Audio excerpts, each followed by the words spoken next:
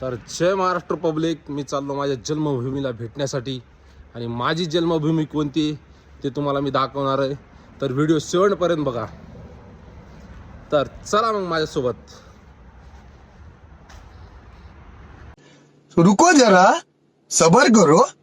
तर चला मग पब्लिक, आपण निघलो आता क्रांती चौकातून. रिक्षा भेटली होती आपल्याला.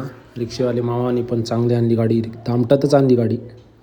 इकडं तिकडं न बघता स्टेशनला पोहोचलो का तिकीट घेतलं, कारण आपलं रिझर्वेशन नव्हतं.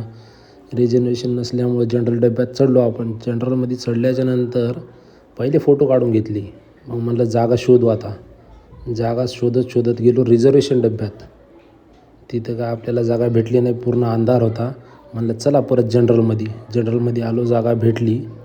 मग जनरलमध्ये बसल्याच्या नंतर बाहेर निसर्ग बघितला. निसर्ग तर एवढा जबरदस्त होता जसं का पावसाळ्यात चालू आहे आता. मग काय बसल्या ठिकाणी बोर झाल्याच्या नंतर पहिले केसावून हात फिरून घ्यावा म्हणलं. बराच वेळ झाला आपण स्वतःला बघितलं नव्हतं. मग स्वतःला बघितल्याच्या नंतर परत म्हणलं स्टेशनला बघू. स्टेशन आलं तर आपलं परभणी म्हणजे काय, जगात जर्मनी, भारतात परभणीहून गाडी आमची सुटली. गाडी सुटल्याच्या नंतर बघता पूर्ण कधी आलं समजलं नाही. मग काय पूर्ण आल्यावर आपण थांबता थोडी. म्हणलं पहिलं पूर्णाचे आपण फेमस वडे घेऊ. पण वडे काय दिसले नाही. पण एक शेवटी दिसला आपला मित्र वडेवाला. त्याला म्हणलं काय चाललं मित्रा? तो म्हणला काय ना भोके, जय महाराष्ट्र. हे आपला मित्र वडेवाला पूर्णाचा. मी म्हणलं आज काय आपली खायची इच्छा नाही, नंतर कधी खाऊ म्हणलं. त्याने म्हणलं ओके.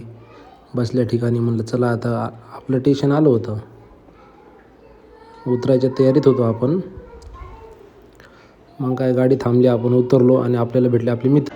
हाय इष्टा फॅमिली, नमस्कार. भाऊला फॉलो करा. थँक्यू, धन्यवाद. वेलकम दादा. तर नांदेडची पब्लिक फॉलो करून ठेवा.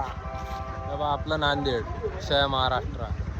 छत्रपती संभाजीनगर ते नांदेडचा ब्लॉग कसा वाटला कमेंटमध्ये सांगा. चला भेटू पुढच्या व्हिडिओमध्ये.